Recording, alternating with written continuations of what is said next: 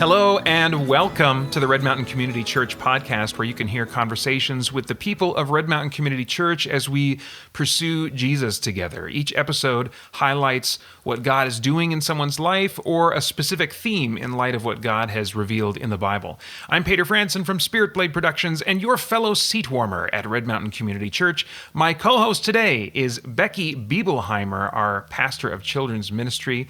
Thanks for doing this, Becky. Sure, it's a pleasure. Okay, I have to ask your last name, Bibelheimer. Do you happen to know like the etymology, I assume it's German. Are you from a long line of like Bibelheimers or something, or what is that? Do you know what that means? My husband was German, and it means Bible in the home. In the home. Heimer is home. Oh my gosh. Bibel is Bible. Is that Bible in the home? Is that how you knew that you should marry him? No, I didn't know that at the time. There were other things.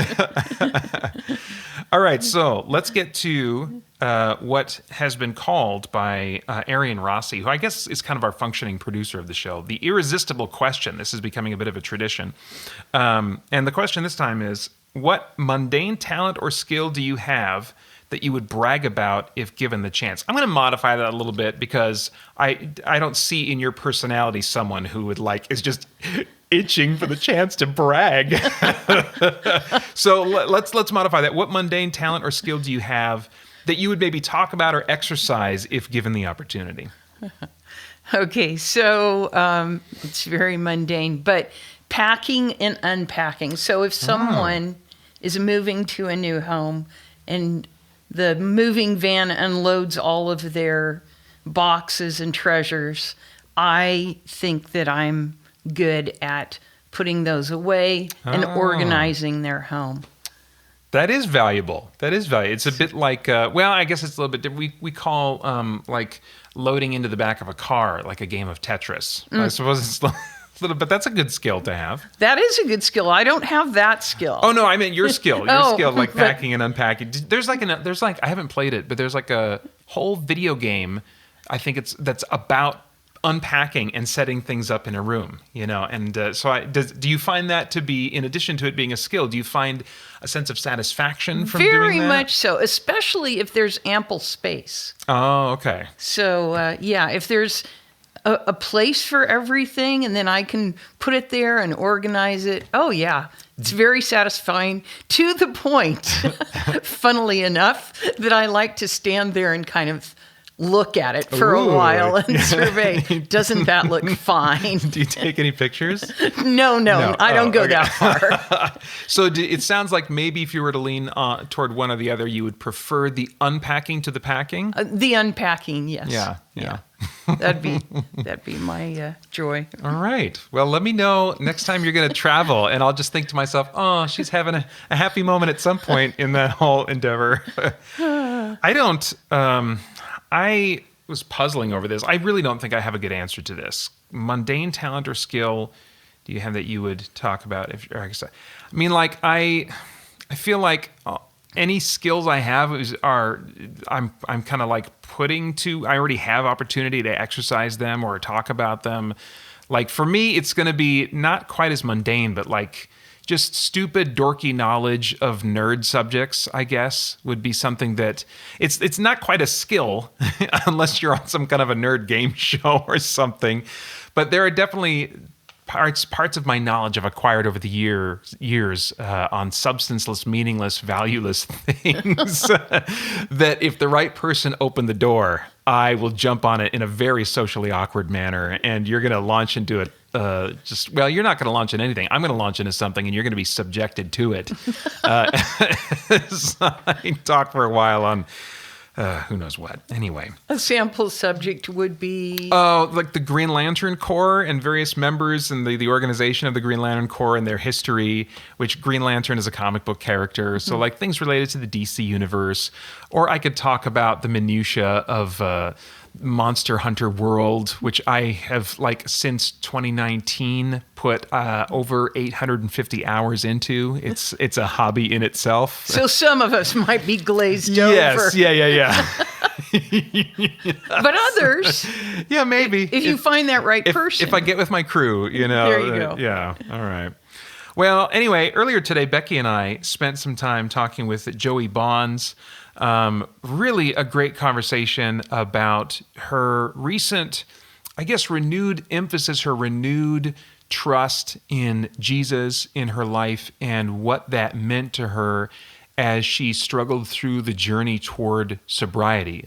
Really enjoyed hearing her story. Here's that conversation now. All right. Well, Joey, thanks for doing this. Your longer name is Joanna. Do you say it? I've never asked anybody this before because I don't usually see the spelling. Johanna. Is that pronounced Johanna or Johanna or like how's that properly? Johanna Maria Christensen Really, seriously? Oh. is my full birth name. And Wow. for those of you old enough to remember bubble sheets in high school, when we took tests, you had to fill out your name in bubble sheets. It was Christensen Joha. Because it would Oh. never fit because Christensen was so long. So growing up, though, I was never Johanna. My mother would call me Johanna when I was in trouble. My brother, who babysat me, would call me Johanna. But if anybody else called me Johanna, let me tell you, it was not good. Okay. 'Cause I was a tomboy, and it was Joey, Okay. not Is it Jody. Swedish? Swedish, Norwegian. Both my parents were immigrants. So Okay. Wow. I have a little German. There's a little, pretty much Scandinavian. Okay. So Yep, I come from Scandinavian, whatever, majigger as well. And yeah, melting pot. too. Yeah. Do you really? Yes. Oh, I didn't know that. So I want to just get into kind of like your story, but start a little bit with kind of some background. I was told that you came to faith in Jesus somewhat recently. I don't know what recently means, but maybe before we get into specifically like how you came to faith, was it a moment or a time that you can identify? Not really. I kind of, my mother had been a very spiritual person, and my father and her raised my other siblings in the church, and Okay. I was the youngest of 5 with a 7-year break. Okay. So the 4 of my older siblings had gone to Methodist church that my parents had helped to start. Oh, okay. Back in the Chicagoland area. And by the time I got old enough, to know what was going on, they had stopped going. Oh, okay. So I was not raised in the church. Your parents had stopped going. Yes, and Okay. my siblings had stopped going because my parents had stopped going. Okay. So, as far as my young years being exposed to different religions, I really didn't have a lot of influence besides my neighbor who was my babysitter when my mother was going back to college in the late 60s. So I was, 4, 5, 6, 7 years old that she was babysitting, and she was Jewish. So I was getting some Jewish knowledge base. And then my sister-in-law, who married my oldest brother when I was quite young, was Catholic. Okay. And they were their family they had 5 girls, and they were very religious. So I would go to Christmas service with them Okay. at a Catholic church. Uh-huh. And that was very intimidating as a young person, not being brought up in the situation and going there and all of the Catholic rituals. So it was like legit formal, super Catholic, dressed in the garb and all that. Okay. Oh, yeah. Okay. And so it was really intimidating for me. So, all through junior high and high school, I didn't have any exposure at all. When I went to college, I had some friends who, new friends that I had met while I was at college, so that were faithful. And I didn't really hang a lot with them. So I didn't. And then I came to Parker, Arizona, where I was so determined to succeed in my profession as a teacher and administrator that was like way down on my priority list at that time. Yeah. So it wasn't really until my mother moved to Arizona in the early 90s that I actually got baptized because she was feeling remorseful for not having me baptized. Oh, huh. And all my other siblings had been baptized. So in 1996, I chose to be baptized at the Methodist Church in Parker. Okay. With friends of mine who were instrumental in starting that church back in the day. Okay. So people that I had met through Rotary, through the service organization, and they encouraged me, and I felt very comfortable with the situation. And I did it for the wrong reasons. And so even though I have been following Christ for 30 plus years, it's not the same now as it was for those 30 years. When I found Red Mountain, it totally changed my life. But then I had other issues that got in the way until recently when I was rebaptized. Gotcha. So okay. it's been a really long road, and it's not been, I haven't been faithful the entire time to, this walk that I am now on. So I'm feeling very blessed to be here and being a part of Red Mountain. So tell me then, like, what, so there was a significant change in, like, your engagement with your faith and relationship with Christ around the time you started coming to Red Mountain. Tell me, like, what your perspective was on Christianity, what Christianity was to you, or what, who Jesus was to you. If you can, describe kind of like your headspace and attitude and mentality about those kinds of things. Well, and I think when I was growing up, my mother was never not spiritual.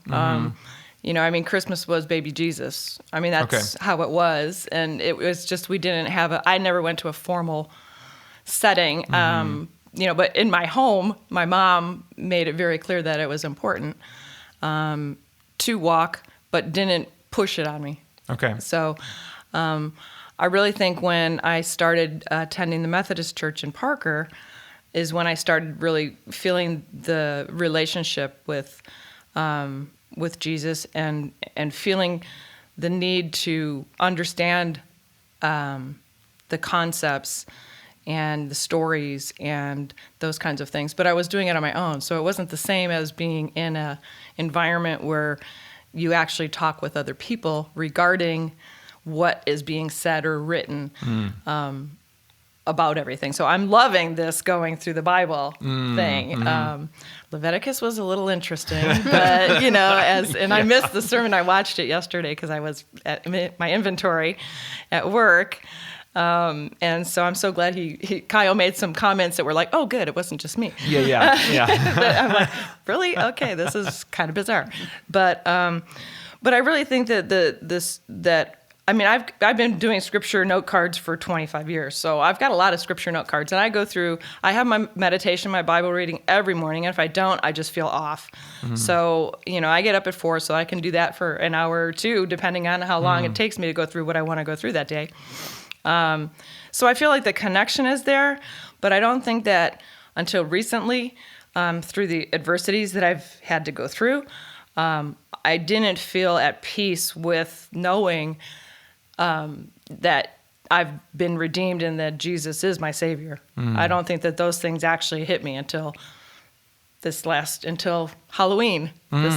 Really? Is when I was baptized. Okay. Again. All right. So, which was kind of strange, but it is what it is. And I really honestly think that the trials that I have had to go through in the last 2-3 years actually are for a reason. I just don't know what it is. And it will come, I'm sure, in time through the plan that he has for me. And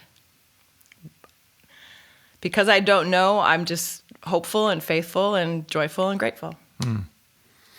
Well, let's. I want to get into that a little bit. We're almost kind of dancing around it now. But so it sounds like, you can correct me if this is wrong, but it sounds like you really kind of grew up with an understanding of who Jesus was and kind of like the core gospel was you grew up understanding that and learning that along with ABC and 1, 2, 3, like a lot of us, myself included.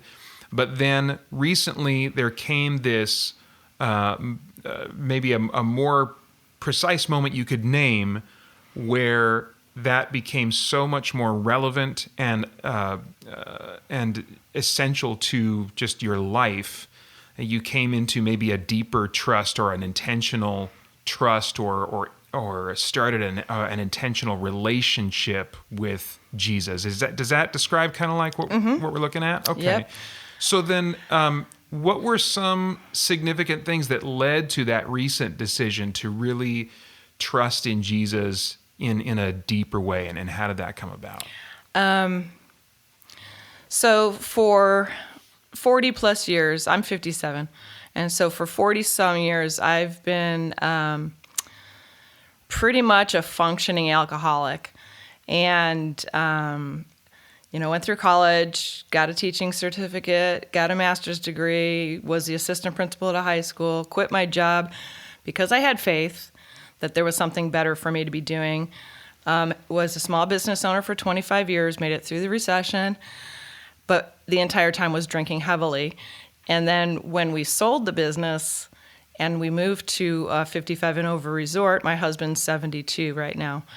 And so we were in this 55 and over resort for the last 5 years. And because I wasn't working, we play. And that's what people do if you've not been to one.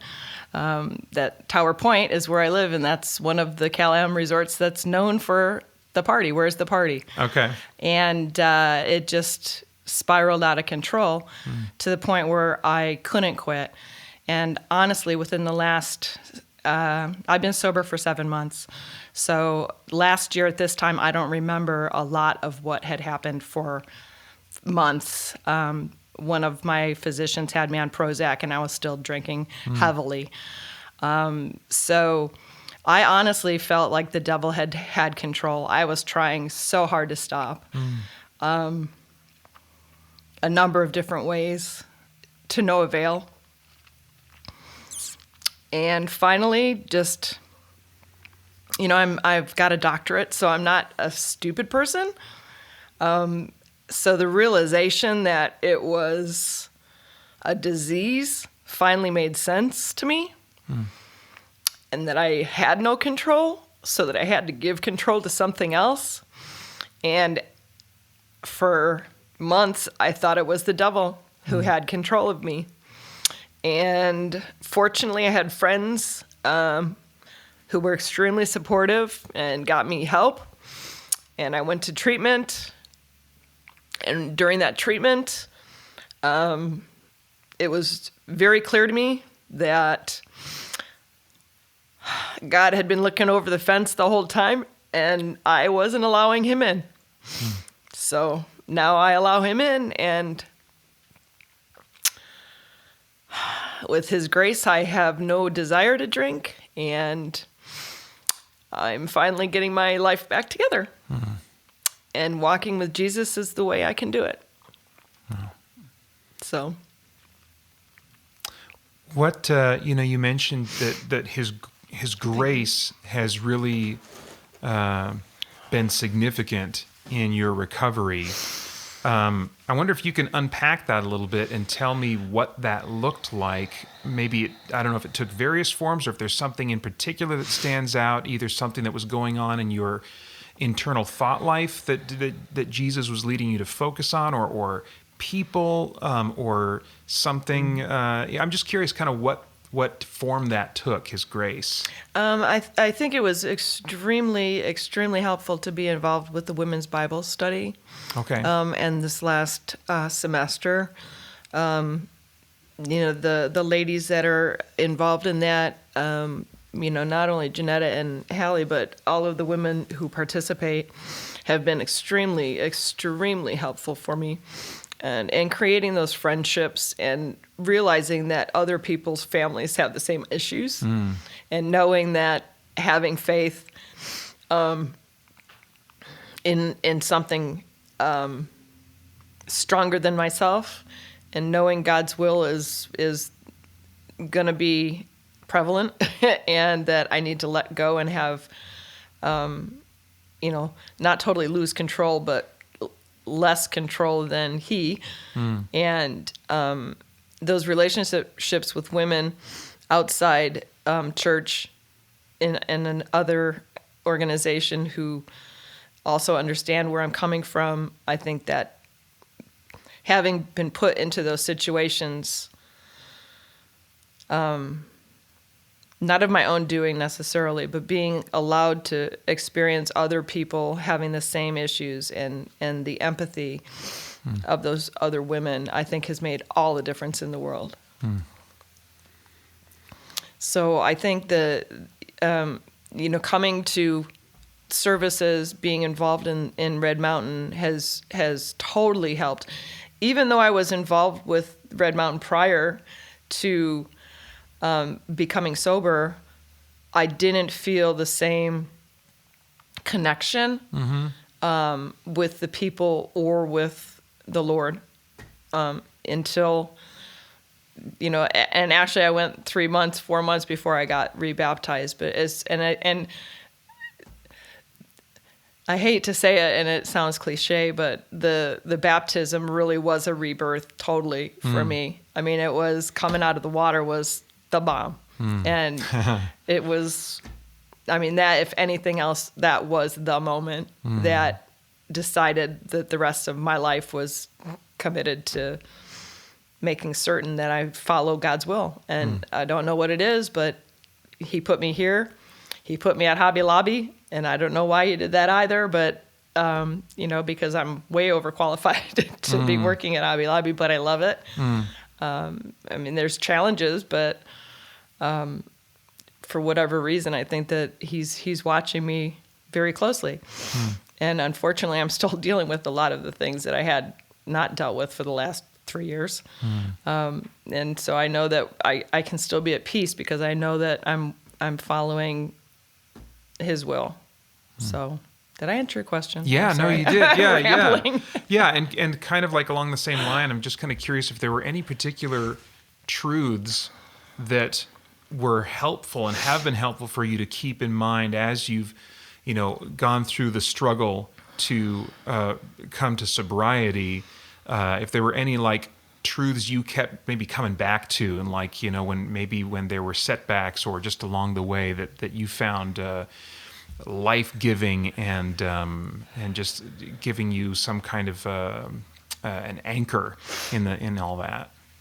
Well, he is my rock. I don't know if I was very pleased that we had an art exhibit to be able to show some work that I had done in the past, actually, and I'm looking forward to being able to have some time to start doing some fresh work because I am an artist by trade. Oh, what kind? Well, I did tattoos for 18 years, so really? Professionally, that's what I did. Oh, that seems like so much pressure.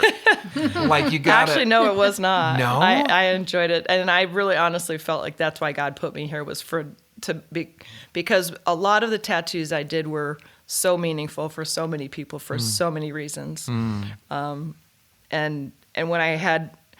when I could no longer tattoo, I have arthritis very bad in my hands now. Okay. Because of it. And when I had to stop doing that, kind of lost part of my soul because I couldn't do that. And my husband and I had bicycle businesses at the time. And so that engulfed my life. And so I think that was part of my demise as far as my alcoholism because I lost myself as an artist. So that was very helpful having the art thing. But back to the rock. One of my pastel paintings that I had on display was a rock and the rainbow and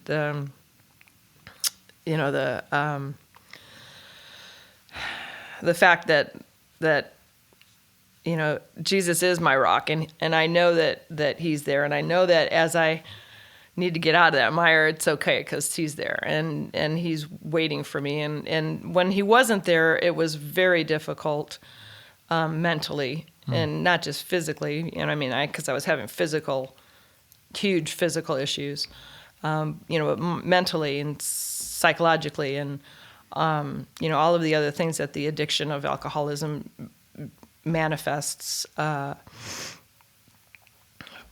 they just ate me up. And once I got past the double issue that, Jesus is there and he is my rock and my salvation, and I think that's just been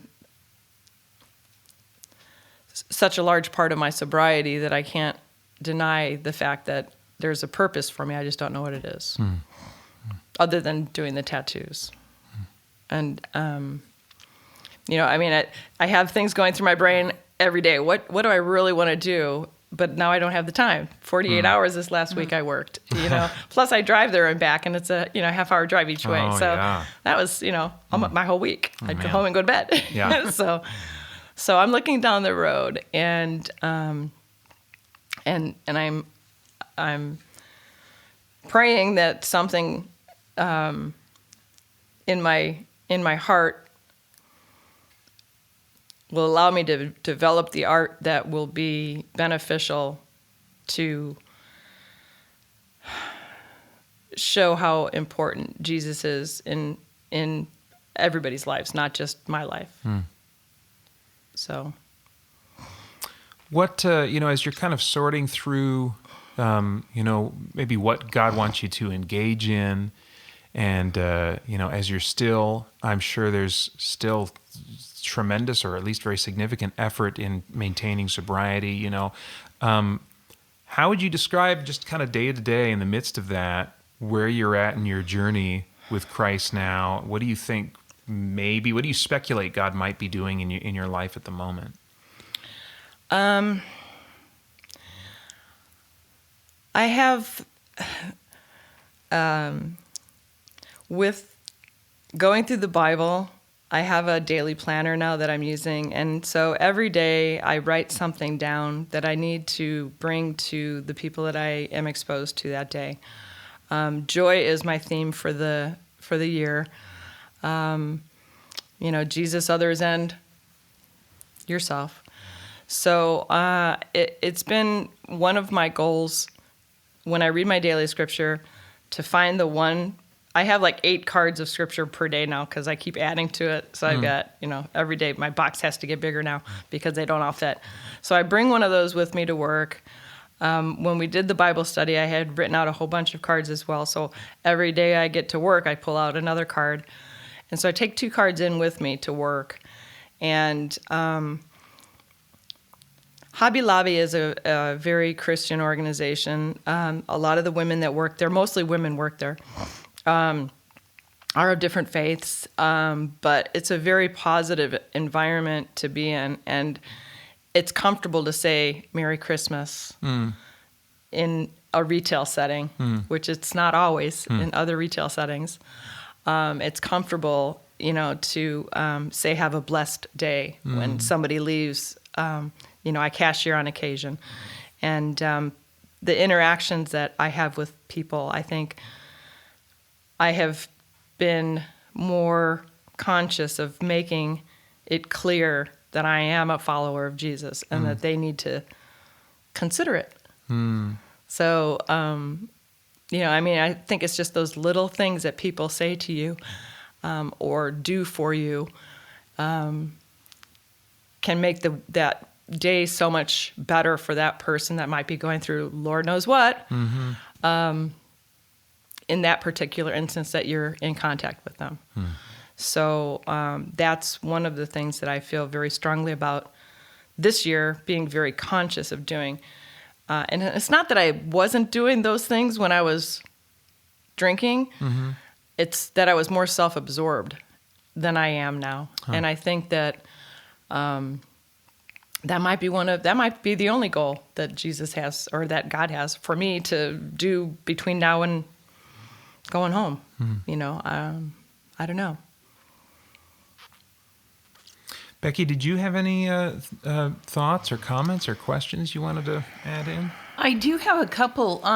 The community piece, I think, is so huge. And you talked about how you had participated at Red Mountain prior to your baptism, and then how women's ministry was so integral in your sobriety and support. And just that's a passion of mine, the community piece and having people know that we're all broken and that we all need that interaction with one another. So kind of, I guess, I want you to be a bit of an ambassador for a minute, and like, what would you say to the person out there who is maybe attending and they have something that they feel is like unacceptable maybe in the church, and what would your encouragement be to them? Since day one, I have just felt really comfortable here. When I first moved to Mesa, I started attending a Methodist church because that was what I knew. And in watching some other podcasts and finding out, when people move, they find a church. And that's not what I did. I didn't really go looking for churches. And one of the ladies in Bible study who's been here for 30 years recently moved. And she was talking about looking for a new church. And ironically, the reason I found Red Mountain when I did was because I was looking for an AA meeting. And apparently back in the day, and this was like 2017, they were still listed. It was still listed that there was an AA meeting here. Oh. And I couldn't find a time or anything, so I started going to a different meeting. But I did come here to go to church instead of going to my church that I had already become a member and doing service work and driving the short bus and, picking older people up that couldn't drive to get to church and that kind of stuff. And it was that first landing here, that first day, and I sat up where I sit all the time, right up front, and Kyle said something, I don't know exactly what he said, but he made me feel so comfortable. If this is your first time here, know that, the Lord put you here for a reason. I mean, it was that simple. And it was like, wow. Yeah, I get goosebumps just saying it because it was like, I felt at home already. And I didn't even need those other relationships at that time. I just started coming. And then I did the memberships and got involved and did all the rest of the stuff and love it. And now my neighbors come and I'm bringing people from my 55 and over resort, believe it or not, But I really think that the community aspect of this church is so much different than what I had been accustomed to at the Methodist church that I was attending.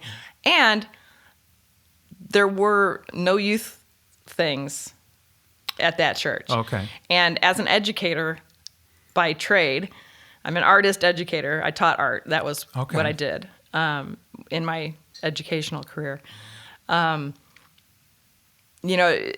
Just knowing that the kids are coming in and they're learning and they're seeing Jesus and they're understanding concepts that I never had the opportunity to learn when I was their age.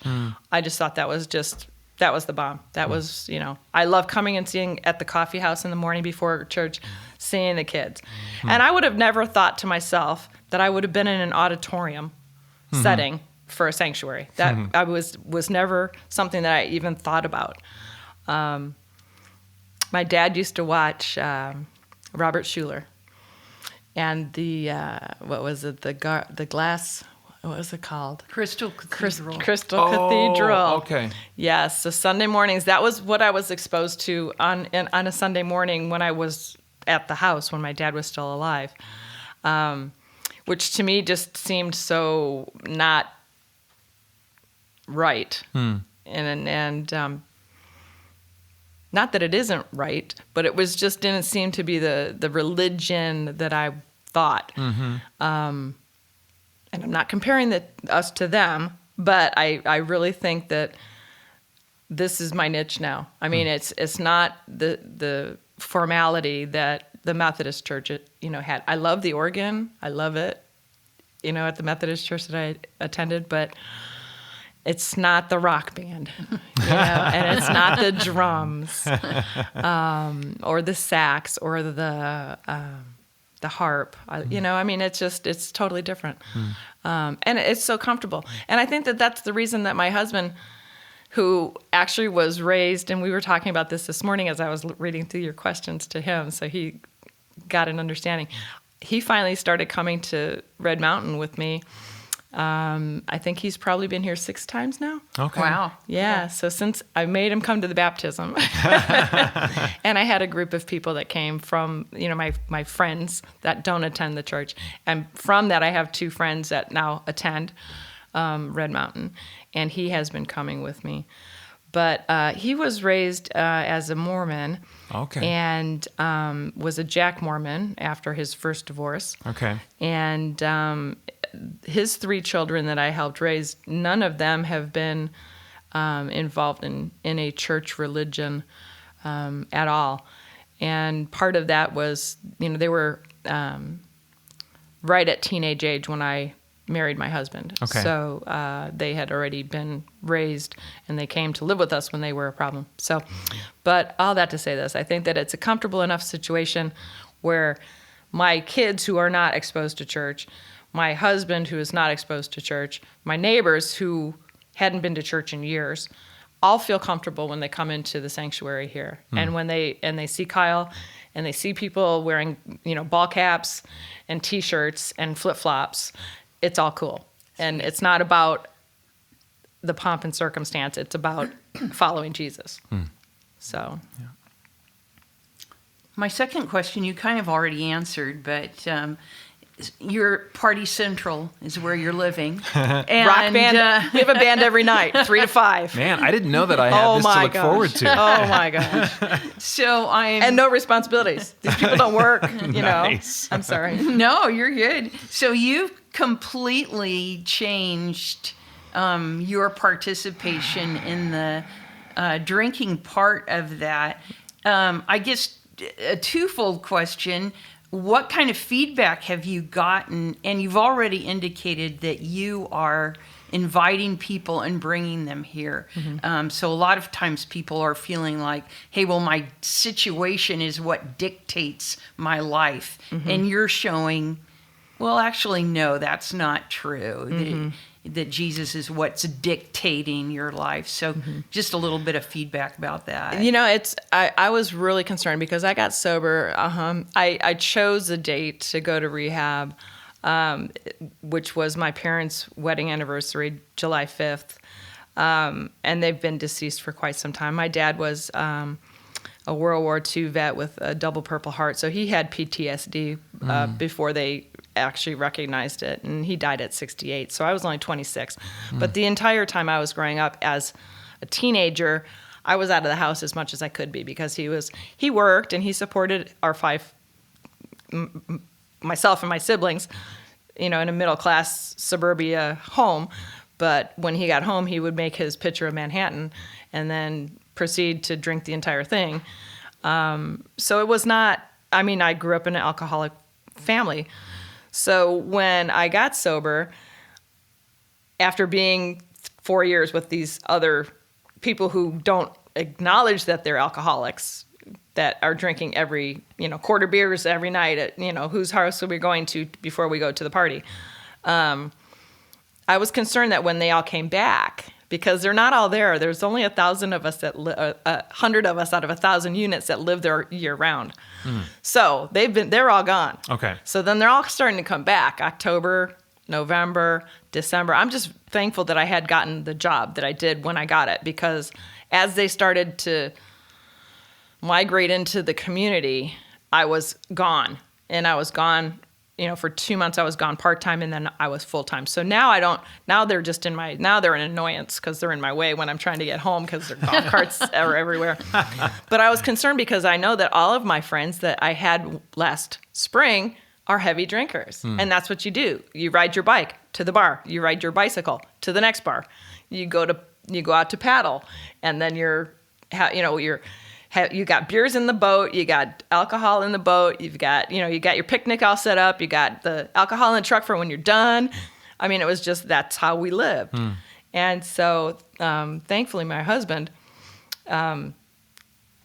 agreed to stop drinking. So he does not drink in the house at all right now either. But I think that the relationships that I have with those people have pretty much ceased, and I think they probably think I'm a Bible thumper more than they know. I don't think it's not like they're not ignoring me, but they're not inviting me. Sure. And my husband's there 24/7, so he knows everybody, and he's a fitness guru, so he's like Jack LaLanne, and I don't know if you know who Jack don't. Sorry. was like from the 50s. He was the bodybuilder like before Arnold. Okay. And so that's his age group would be in the 70s. So he still has all of those relationships with all of those people, and I just don't. Because I'm not there. And so it was a good excuse, actually, because now I'm at work or I'm at church. And they know that. So, is it Sunday? No, I can't go. I'm going to church. And now Eddie can't go either because he's coming to church. Nice. So it's all, is it 9 o'clock or 10:30 is now the deciding factor. So Nice. I did stop doing the Bible tracks because he doesn't want to do that. So I don't want to push it with him. But, encouraging other people to come. I think once they're in the door on a Sunday and they see what it is, I think that they're a lot more, not willing, but relieved of the stress factor that I think a lot of people have about going to church. The stigma of church. Yeah. And you've already gotten 2 people to join you here. Yeah. Sweet. Yeah. That's great. Well, thank you so much for just your willingness to talk about both light things and heavy things with us, and just kind of like open up and share, some very personal stuff that's been going on. But I think it's bound to be an encouragement to a number of people that are listening who can maybe relate in very specific ways, or just having similar parallel experiences with different things in life. So it's a big deal that you shared what you shared. So thank you very much, Joey. Well, thank you for having me. And I don't think it was a big deal. It really, it makes me feel good if only one person hears this and can relate and understand that it is a disease, and it's God's will to get you better.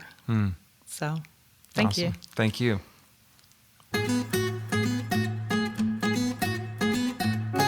So, Becky, what stood out to you, if there's maybe one thing, from our conversation with Joey? Well, I think it was the community piece that she expressed throughout our time talking, or her time talking. And it seemed like, her involvement here at Red Mountain had begun, and she was doing a couple of things. And then it was with women's ministry, and specifically the Bible study component, where she really felt connected and supported. And so that just, I'm encouraged by that. I'm impressed by that in the midst of a difficult situation for her where she was struggling, she persevered. And she wasn't actually, just waiting for everybody else to come to her, but she kept on and found this place to be a place where people were compassionate, caring, but really clicked then with the women's ministry. And so I think that's important. I think that's an encouragement to us to kind of pursue community, because as she expressed, and I think many others would as well, it's such a big deal when we can talk to one another, when we can be in conversation, as we're finding now as we read through the Bible. That's such a big deal, but really throughout all of life, just as we're walking with Jesus, to sharpen one another, to encourage one another.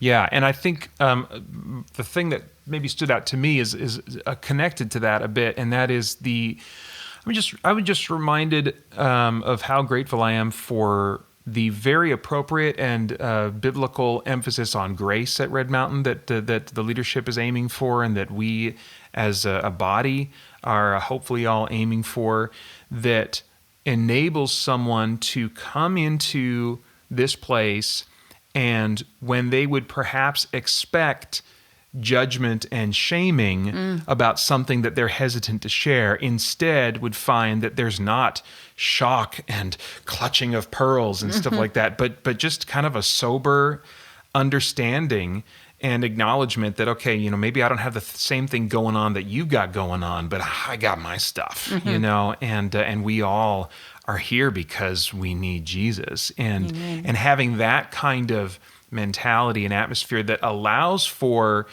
that kind of community aspect that you're talking about, where it's, yes, we're together and we're in the same room and we're talking about things, but there's also, because of this endeavor to biblically emphasize grace, there's, when we're in that setting, a value to share those things openly without fearing judgment or criticism, and I think that that's something that I think I have taken for granted a number of times, that is true of Red Mountain, and other churches do this as well, but it's not near as common as I think it should be. And so I continue to be grateful for what Red Mountain is aiming for and what we are all hopefully aiming for together.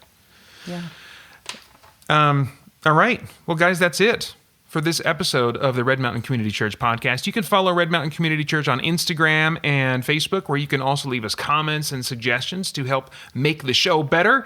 Also, be sure to subscribe to this podcast wherever you're listening so that you don't miss out on the next episode. In the meantime, I'm Peter Franson. And I'm Becky Bibelheimer. Thanks for listening, and we'll see you on Sunday.